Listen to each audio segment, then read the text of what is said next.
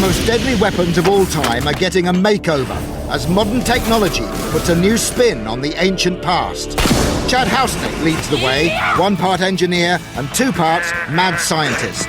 Whilst I, Mike Loads, explore these weapons' time and place before putting Chad's creations to the test. Today, we're setting out to uncover the secrets of the close-quarter weapon of the Sikhs, the Chakram. Will Chad become the spin doctor or lose his head trying?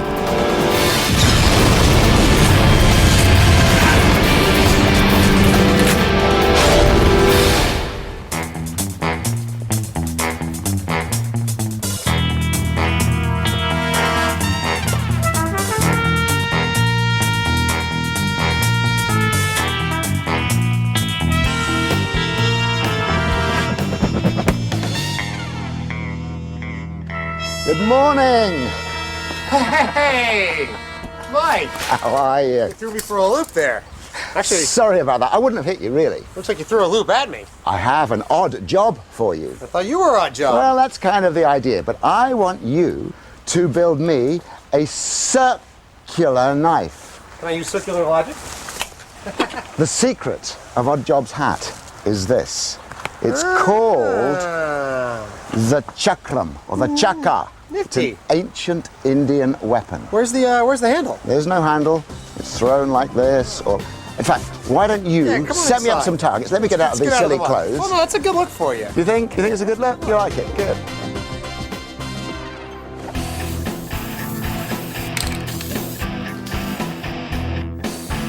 Excellent. A target. Now, leaving your monkey business aside, the Chakram. The Chakram. It was the shock attack weapon of the Sikhs, a terrifying shock attack weapon. What do you mean? They were an arsenal. Every man was bristling with these things. They had small ones up their arms, they had big ones around their neck, they had these ones stacked up in tiers up very tall turbans. And did the Sikhs have a habit of being buried with all 10 of their digits? I mean, this thing seems as dangerous to me as it does to my enemy. Well, there's obviously something in the technique, and from what I can tell from the pictures, they're either throwing it like this, like a killer frisbee, the blade's coming away from the hand, or they're throwing it open-handed like that, or sometimes they twirl them like this. I can handle this blade without, hurting myself. But I don't get it. I mean, what's wrong with just like a regular old, throwing knife? Well, it worked. Good shot, by the way. Thank you. Except that you have to go and talk to the enemy and ask for their permission if you can pace out the distance, because it's all determined on having the right point on the blade at a certain distance to do the job. That's true. I mean, this has always got the business end forward. It seems deceptively simple, a metal ring with a sharp edge. But it's so simple, improving it could be a challenge. So can you build me a circular knife that will be more powerful, more accurate, just as versatile and portable as all the bristling chakra of the Sikhs? I don't know that there's so much I can do with this, but what I can certainly do, I think, is probably improve the delivery system. I don't know. Let me ponder over it a little bit. Okay, well, while you're pondering, I'm going to go to India. All right. And find out about the culture and how these things are really used. All righty. I'll see you in a little over a week. Have fun. I've been told to head to the city of Amritsar in the northwestern part of India, about 30 miles from the Pakistani border.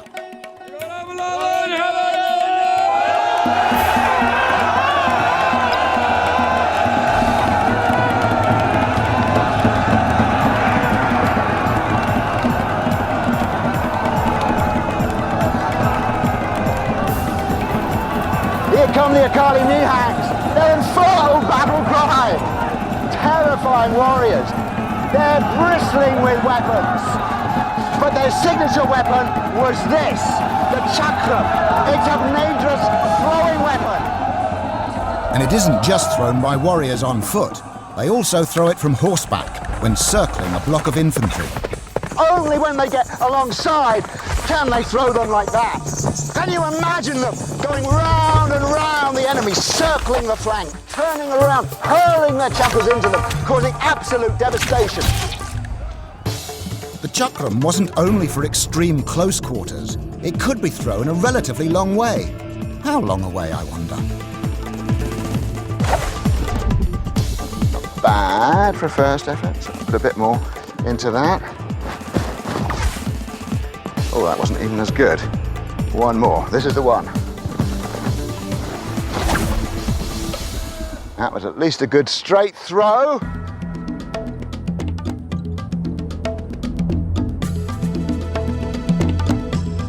So I reckon that's about 30 yards, which is not bad for a novice, and I'm sure an expert could probably get 40 or 50.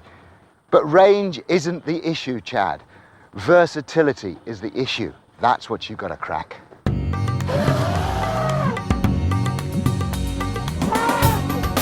As if 20 ways of throwing it from the ground and from horses wasn't enough, they also threw the chakra from elephants.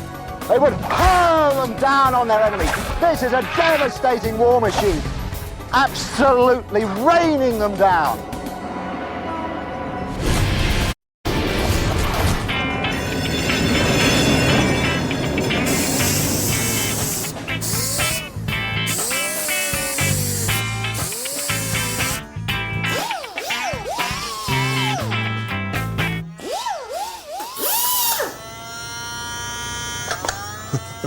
Careful what you start, mister.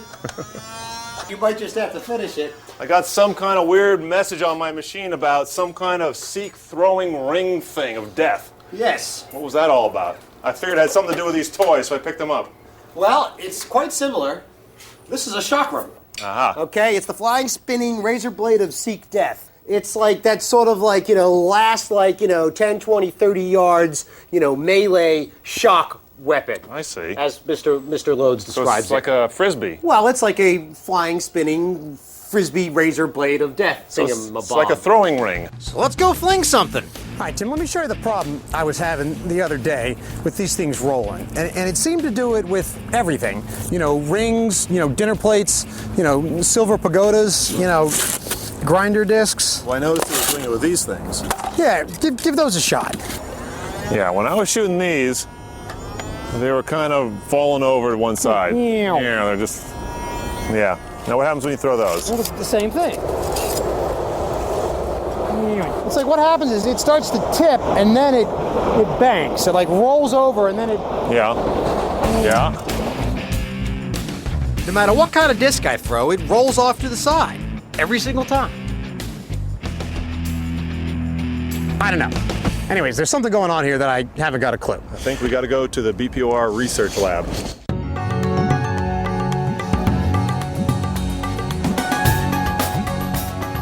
Just been given access to the immortal tower. It's in the precincts of the Golden Temple, and there's padlocks down there. Not everybody gets to come up here. And these walls are covered with beautiful paintings of early Nihang life. Just there is Brahma and Shiva and Vishnu greeting the first Guru, Guru Nanak, at the Golden Temple. And almost everywhere you look, there are early Nihangs bristling with their chakrams. They've got chakrams around their turbans. They're tall turbans they wore then. They can get many, many, many chakras around their turbans. They've got them on their arms, they've got them in their hands, they've got them over their neck. The chakra is a symbol also in the halos. This is the symbol of the Nihangs, the symbol of the Sikhs. Chakras are everywhere. I've seen the terror of an Akali Nihang Chakram charge, and now I'm going to try and make friends with them. This is the Golden Temple at Amritsar. Stunningly beautiful. It is the heart, the hub of Sikhism. This is where people come from all over the world. For 400 years, the Akali Nihangs have regarded themselves as the defenders of the Sikh faith. They are nomads, but I've managed to catch up with them at their camp. They're armed with all manner of weapons, but it is the chakram they value the most. This is the traditional greeting of the Nihangs. It basically means that the Khalsa, that's them, belong to the great Guru. Here they're mixing a cannabis drink called bhang. Which they use to make them fearless in battle, and they feed it to their horses and to their elephants. Now, these are the warriors, a great warrior tradition, and the Nihangs are the protectors of Sikhdom. That's their role in the religion. Not all Sikhs are Nihangs, but Nihangs are a sect of Sikhs who are the warrior sect. They worship weapons because the weapons defend the faith.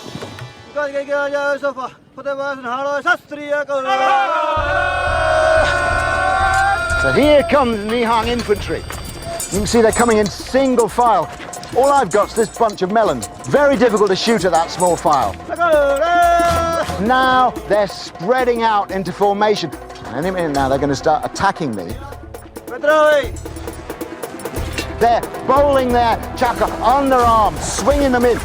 I can't shoot back. It's very, very difficult. Wow, that was pretty hairy. Now, that kept me and my melons pinned down. There is no way that we could have got a shot off during that. And now they're upon us. Sikh weapons expert Nidar Singh is going to show me the finer points of chakram use. You were throwing this in lots of different ways. You were doing an underarm one? Yeah, What's underarm that all about? taken this way. Chutki here, it's called Yeah. Chutki method. Footwork like this. As you're running along, you're targeting ankles, knees, heads. So it's enabling you to throw while you're on the run. On while the you're, run line. that important bit of closing when the enemy could be using spears or bows or muskets to shoot you. Other methods you were using once you got here, once you were standing. One method is to throw this way, but cross the lines. Throw that way. Second method is cross that way. So that's when they were winging all over my head. They were going everywhere. Yeah. And that looks to be a more powerful thing. But you're not taking it back like this. Never back, because we have lines next to us, so we don't Because want if this man's here, Yeah. you're pretty tight formation. So I've Footwork nice and got tight. to sort of bring it in here and That's it. yeah, and it sticks in. It sticks in, it'll ricochet if done proper. That would be the other thing, isn't it? Yeah, Even if it doesn't kill the man, it's going to bounce. And this one from this side? Is again this way. Look at the footwork. That's the key thing here. Yeah. Feet together, pivot, and you whip around. So you're really using the whole. This Whole looks to body. be the most powerful Yeah, one. that's it. You got feet together. Feet is the key feet thing. together. Okay, it's there and look at that! I killed a melon. Wonderful. Now that's very powerful. But the most famous one, the one I'm familiar with, is the Tajani. You call it? Tajani, yeah. Hey, how do you use it tactically? Let me show you. Come. Okay, you need the. This is formation now. From here. There. I see. Jostling Oh, and back. even when they're jostling you about, yeah. look at that, he's like a human throws gyroscope. It's fantastic, it's really stable. And I'm engaged fighting with these people, and you're throwing at my melons, and it's very, very intimidating. So, Chad, this is a demon weapon. I know you can build something quite powerful and flashy, but can you build anything as versatile and as adaptable as this? This is a real challenge for you, my friend. Give that thing a whale like you mean it. I'm up for the challenge, but I suspect a plain steel ring won't cut it. And what I discovered was I couldn't get any repeatability, any accuracy. The rings kept rolling to the left, just like this little styrofoam ring. Yo. Now there's a guy who has cracked this particular conundrum. Alan Adler. But my first question is, why do all these discs bang to the left? It banks to the left. And it's because of gyroscopic precession that it banked to the left. What happened was that the lift was here, but it was spinning. So the effect of gyroscopic precession is that although the lift is trying to lift it up here, it really lifts up here. And that's what caused it to bank to the left. Our disc is flying through the air like a crude wing, but because this disc is spinning, it is subject to gyroscopic precession. And the effect of this phenomenon is that the lift created at the leading edge actually acts at 90 degrees to the leading edge, lifting only one side of the disc, causing the disc to bank or roll. The situation is entirely different with a ring than it is with a disc. And in case of a ring, what we've got going is we've got like two airfoils flying one in front of the other. If the ring's moving this way, this is the forward airfoil, and this is the rear airfoil. But we still get roll because the forward airfoil creates turbulence, spoiling the lift of the rear airfoil, resulting in unequal lift. One side lifts more than the other. The genius of Alan's design, and the reason his rings fly flat, is the technique he used to balance the lift forces. Allen designed an airfoil shape which, when deployed as a spinning ring, spoils the lift of the forward airfoil and improves the lift on the second or following airfoil, which results in equal lift forces. Well, the way these things are used at short range, aerodynamics doesn't really affect their flight that much. Well, a Chakram, I think, is maybe thrown at a distance of 10 or 15 feet. Ah, but that's my challenge. I mean, that's what I'm trying to do. I'm trying to not achieve a quarter of a mile, but I want to, reach out and touch someone, but from more than 10 feet. So a disc can be made to generate lift, to actually fly. But the problem is, my discs have got to have some mass to them, some real weight in order to do some damage. Please correct me if I'm getting any of this wrong. But assuming we can get any lift at all out of a, Chakram with a profile, that lift will increase dramatically with the velocity. Yeah, velocity squared. So faster is better, right? And it just keeps ramping on up. So faster always equals better. So what we want to do is fling this thing as fast as we can. Okay, I'm starting to get it. Not much I can do about the weight. I mean, a razor blade flingy thing of death ain't made out of plastic. I need more lift, and to do that, I need more velocity. And to do that, I'm gonna have to launch these things really fast. All right. So it looks like Tim might have found a solution to our Chakram chucking problem. Morning, Tim. How are you? Great arrival. After a little stroll? Yeah. So your idea is that we can take one of these clay pigeon chuckers from, trap, skeet, shotgun, blow, clay things up, and adapt it to throwing the Chakram. I don't know. All I know is that the Chakram is a disc and it's flung somehow. Right. And this is the closest analogy I could think of. So this is flinging clay discs. So let's look at the mechanism, Yeah. see how it works, maybe we'll get some ideas. Before we get to work, I think we've got some time to play. Up, down, right? And pull. Pull.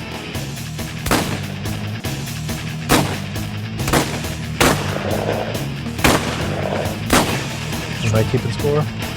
Well, that was 0 for 2. I could spend all day here, but we probably ought to actually do some work. No, I think we should spend all day here.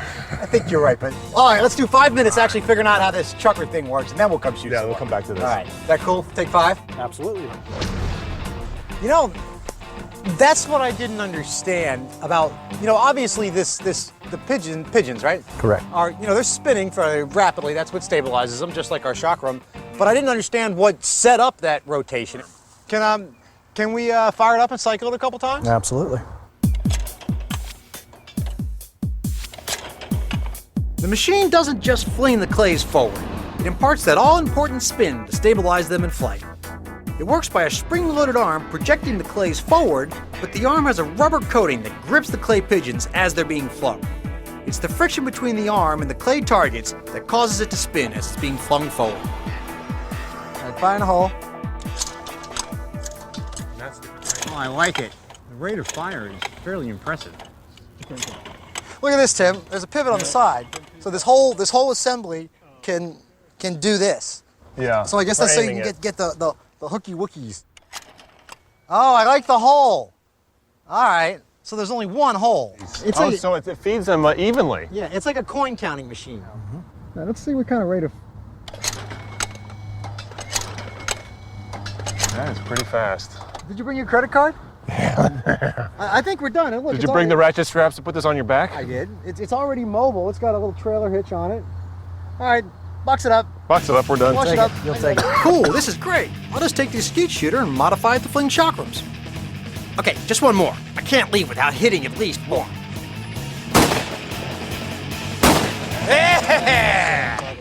I'm still in India, and it's time to learn how these weapons were used at extreme close quarters. So we've seen how it's used in battle, and the thing that strikes me is it's so versatile, so many different ways to use it. But I don't really see how these small ones are going to be useful on the battlefield.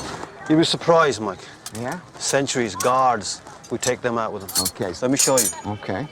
Here's one of my melon army as a What sentry. we have now here is a guard guarding. Uh-huh. So at night time they'll creep up on him silently. Once within range, they'll dash out from behind the bushes, a dagger in one hand. If he doesn't see us, then we just go straight in, hook around neck, kill him there.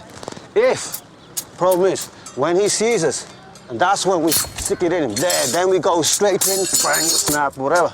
So like yourself, it'll be in the head as you get around. So it's in the head, by the time you scream, right?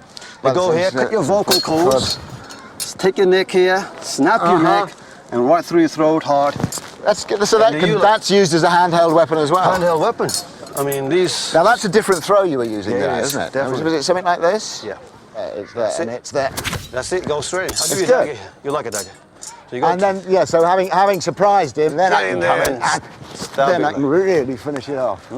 Very versatile. Very versatile, Mike. But what about these ones? That's a chakram as well, isn't it? It is a form of chakram. It's more self-defense mentality. So if you're facing a opponent who dashes on you with a sword or so on, they quickly take them off. Flail them out like a bunch of cards. Quick, quick here, there, quick, there, quick, there, quick, there, quick. They look like fun. If nothing else, I could throw this between the eyes. Straight between the eyes. Yeah. Could you get it off that quick? Yeah, quick. Put it on your Comes wrist. in quick. So here, there, quick. Yeah, see, you're too late. No, but watch. This comes around, hooks around there, snaps the wrist. I can feel that as a lever. That's a really sharp edge on there, pushing down on my bone. Yeah. That's a deadly lever. Breaks. There. Comes across. Oh yeah, and you're breaking my neck and pulling my nose off at the And same breaking time. your back at the same time as well. And if you did manage to get it And off? if you take it off, it'd be like a knuckle duster. Bang there, Yeah, your wrist, that's elbow nasty. be broken. That's nasty. There, be That's straight nasty. through Yeah, eyes. So what I need to do is make this flying, flinging razor blade of death into an airplane. Oh yeah, and hopefully find a way to auto-load these things. But my skeet shooter is hardly suitable for the battlefield, so I need to find some way of mounting it so I can aim it in any direction.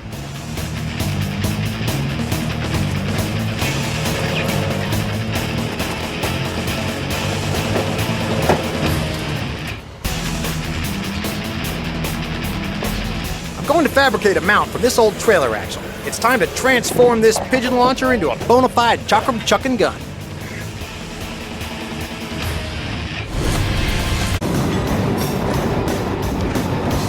I purchased this skeet launcher, and it's time to turn it into a deadly Chakram chucker. First step is to lower the height of the launch arm. Remember, it's designed for throwing 3/4 inch tall clay pigeons, and my Chakram rings are much thinner. Basically, I'm going to subject this device to a phase 2 repurposing program.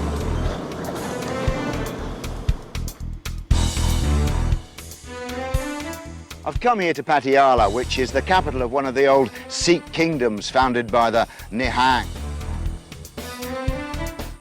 And looking at those battlements, I can see what an ideal weapon the Chakram is. You imagine people trying to scale up there, coming up on ladders. Well, you don't have to poke your head over too far to get them. You can just throw them down. You can see the top of the ladder and just drop them on their head. And it makes me think about the Chakram. You need a lot of these things. You need volume. You need a lot of ammunition. So how much work is there in making one, and how much time does it take to produce that? It's got to fly, it's got to have a sharp edge, it's got to be perfectly circular. That seems quite a big deal to me. I'm in just the right place to find out. They've been making chakrams here in Patiala for centuries.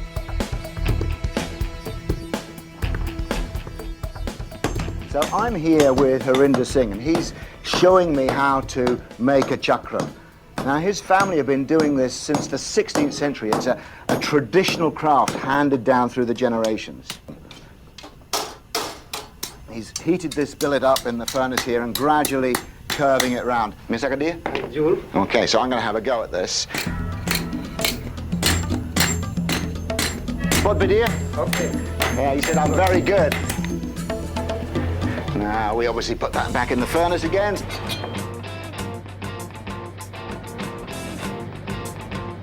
Oh, look, there's some rings cut out. We're about to find out why this company calls itself Automated Plate. So that would be the plate. Yep.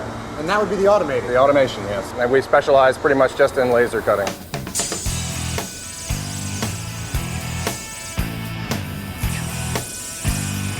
I was knocking these out on my plasma cutter, and you know, it's taking me 10 minutes, 15 minutes per, and all the slag, and it was a mess. And I need about 300 of them.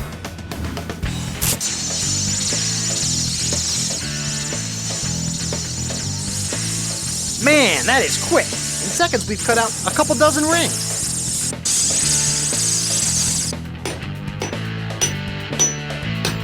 See, once you've started the curve, then it really just pushes into this more steeply shelving dish quite quickly and easily. You're bringing it around much, much faster than we were. But it's still a pretty time-consuming process to make a hoop. And when you think of how many tens of thousands an army would need, it's terrifying logistics.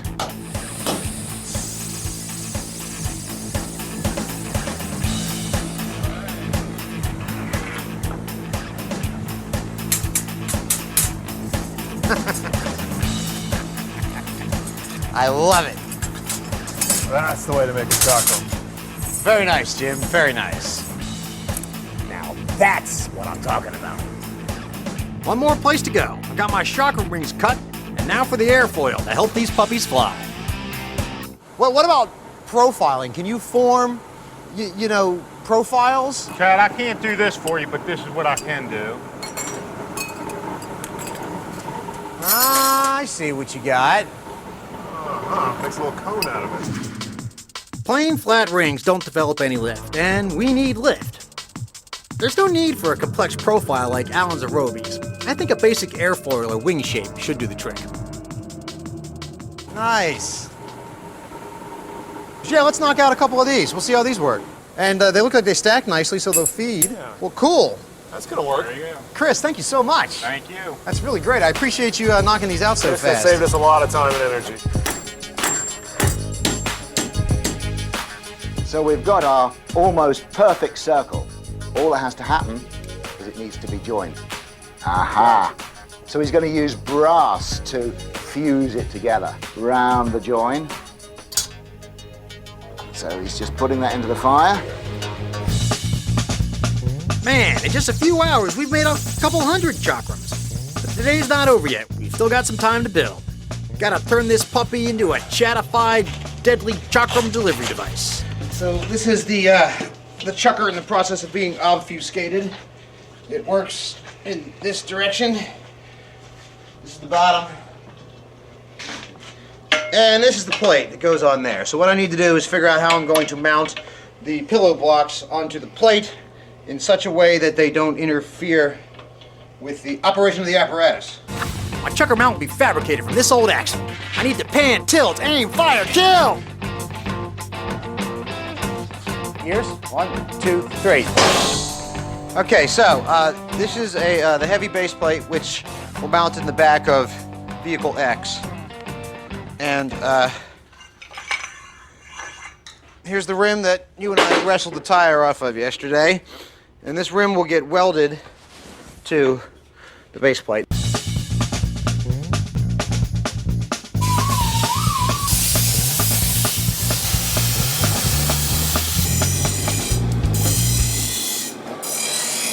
So I'm now on the other side of the workshop with Mobinder Singh, Harinder Singh's brother, Harinder and Mobinder. And he's showing me how to grind the airfoil. Mobinder, Mirka Sadhya? Yes. Shukriya. So I'm going to have a go at this, and I think I watched him closely enough. But you know, it's taken us, I should think, 30, nearly 40 minutes to get to this stage. And there's still a way to go till I get that shape. It's a very time-consuming business, but it's not hugely skilled.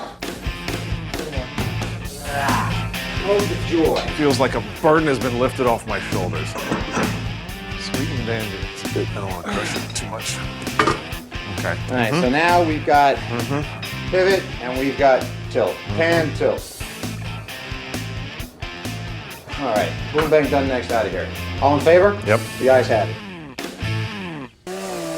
Almost have it. A few more tweaks. Need to make it fit. Ah, and here we go. Voila!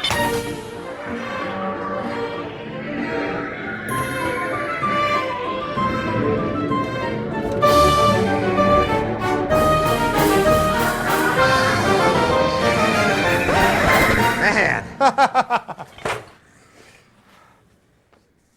All right, need to get ready for a visit from Mike. So the Nihangs are packing up. They're moving on. It's time for me to move on.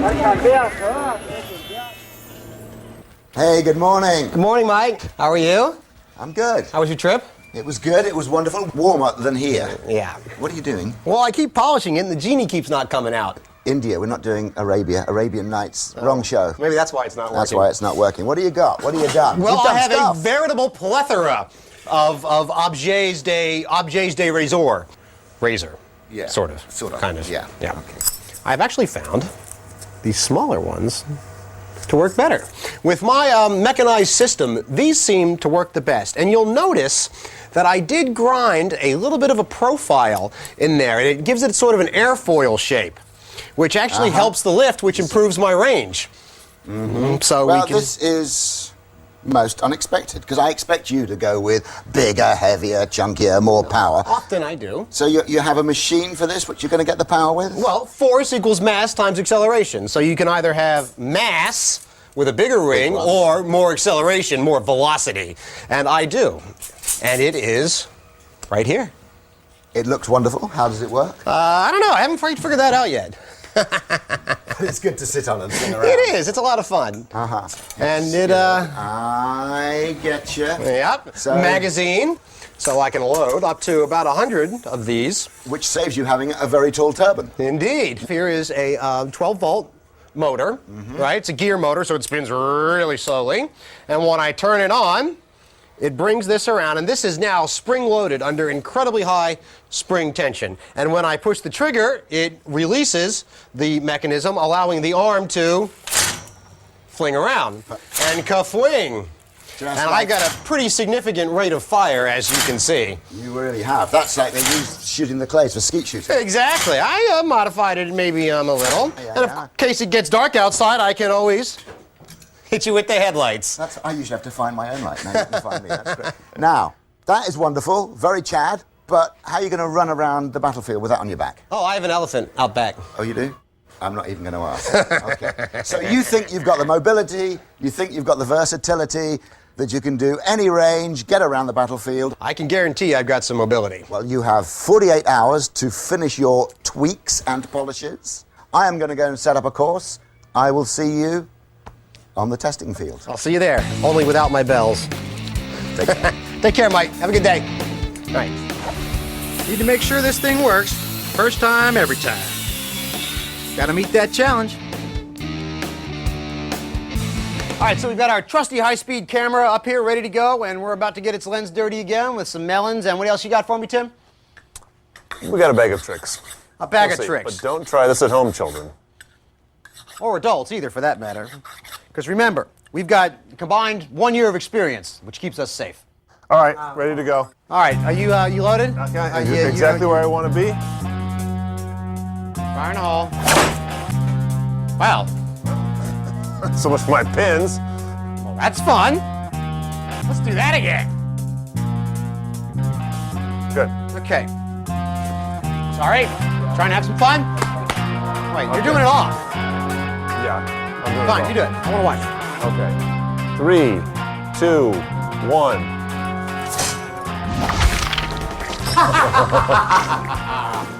Right through the middle. Didn't even cut the side. Look at that, look at that, look at that. That It went side's clean intact. through the middle. Right through the middle. And this right here, this is just a split. It's like butter, baby. Can you see this? Butter. Look at that right there. One shot was pretty good. The goal here is repeatability. So set them up. I'm ready. Bring it on. My devious device, the Chakram Chucker, is complete. Now, where did I put my elephant? Is that the way you're supposed to drive that thing? Oh, yeah.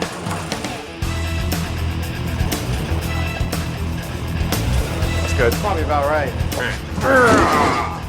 Okay, stand it up. Stand it up. Okay.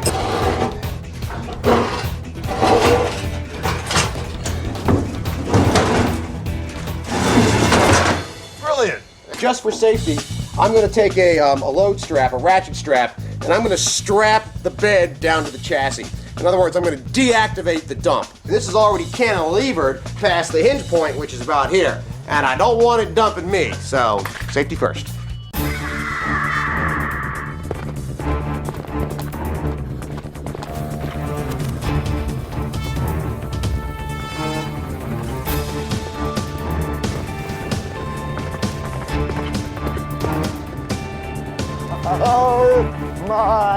Goodness me. What have you got here? Good morning, Mike. Good morning. Now, wait a second. I'm pretty sure that that's a horse, not an elephant. Yeah, and that is clearly your mechanized elephant. It is. It's very wonderful. But, isn't there something missing? Little round Oh, the things? little, yeah, the chucker part. Yeah, I mean, elephant's wonderful, but I came to see some... We've got a surprise for you. Come here, check this out. Uh-huh. You wanna have a look under the hood? Machine! Indeed. Got lots of electrical gizmos on here. I've seen the flippy arm in your workshop, but does it actually throw things and can it hit anything? It was the other day. It was... Well, I have a target over there. I am going to mark out 50 paces from there. Okay. Bring your elephant to me, and I want to see you hit that thing. Okay. Let's do it.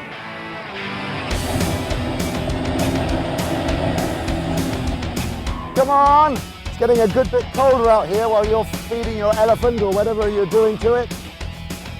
Okay, 50 paces. 1, 2, 3, 4, 5, 35, 36, 48, 49, 50. Bring her in! 50 paces. That's the challenge. I want to see what this puppy does. You look great. You look like the rear gunner in a Lancaster bomber. Okay, show me. Alrighty.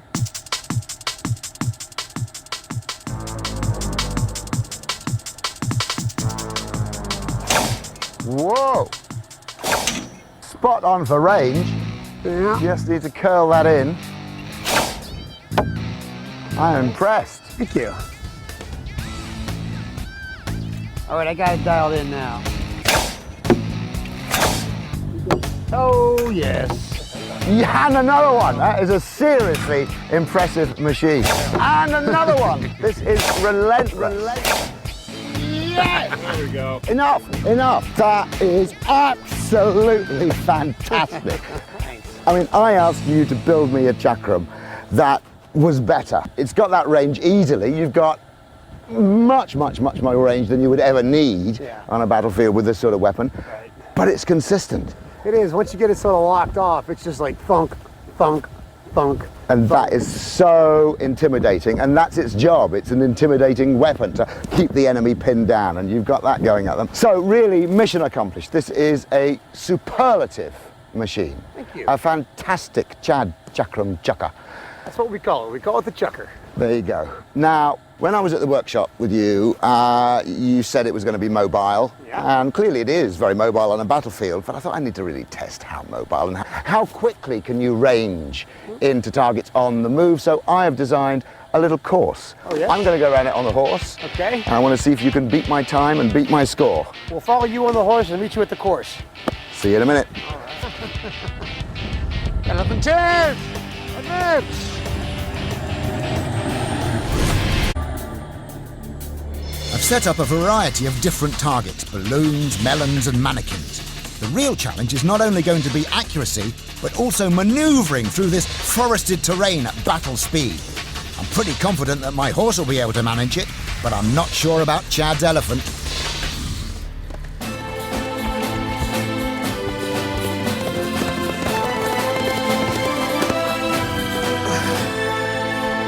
So there's the course. What do you think of it? I think it's some of these turns are going to be fairly tight for me. I think I'll get them around them. You can kind of do turny things on this. Yeah, but I don't think I'm going to have any trouble with the targets.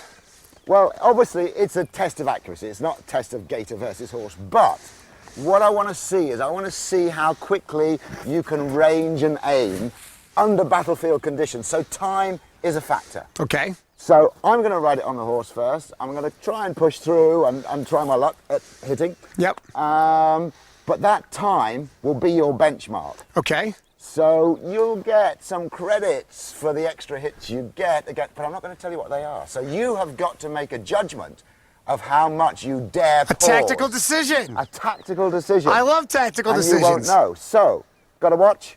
I do have a watch. I'm going to start out there. When I pass those blue flags, it's a go. I will call stop when I cross the finishing line. Okay, let me set it up. Okay. May the best man win. Ha! Just man.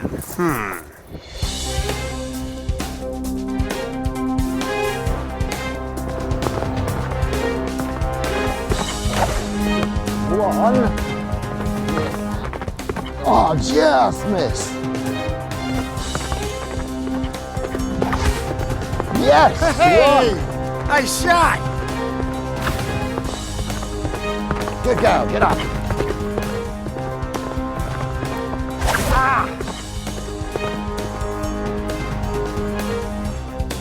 Stop the clock. Got it! I almost missed the stopwatch at the end, but I got it. How'd I do? It's about 37 seconds. 37. Yeah, 37. That Okay. last corner right there is going to be tight for me. I'm worried about that It's one. going to be tight for you, that's Yeah. for sure. Quick walk through with Tim. Okay. Plan your course. 37 seconds is the benchmark. I'm hoping for the credit for the accuracy. Okay. Okay, let me go get ready.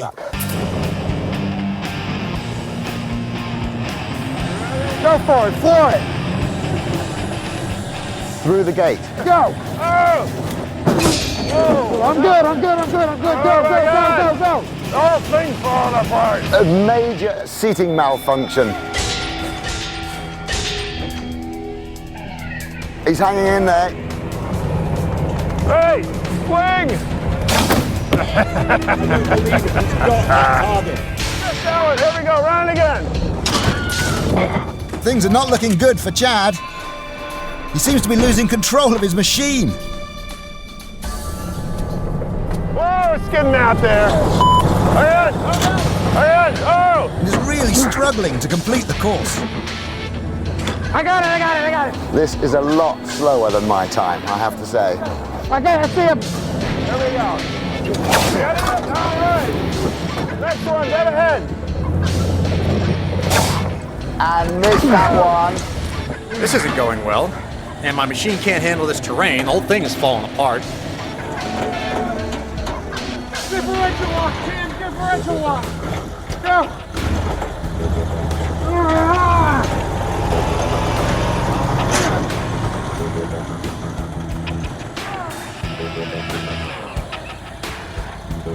Oh my God. All right. Put a fork in me. I'm done. I don't know, Tim. It's not the beast for this world. I don't know. It was a valiant effort. Maybe on the open field, There were but some good ideas and there were some bad ideas. I think I'm returning on my shield, not with it. Yeah, well, Let's go find let's mine. go find Mike. Well, I think you did pretty well. That was a good job. So, You were able to knock off 2 targets, as was I, but you took much longer to complete the course. should we call it a draw? I'm in. Thanks. But the machine is superb. That range out there, that accuracy, that thunk, that does its job. This was just a bit of fun. This is a draw, but you are mission accomplished. Thanks, Mike. I just got one question after you get that thing out of the mud. Uh-huh. What's next? The Time team investigates a remarkable man-made island from the Dark Ages, a veritable fortress in the lake, next on Knowledge. And comedian Robert Llewellyn asks how do they do it when he extracts the magic from the mundane of objects we take for granted on Discovery.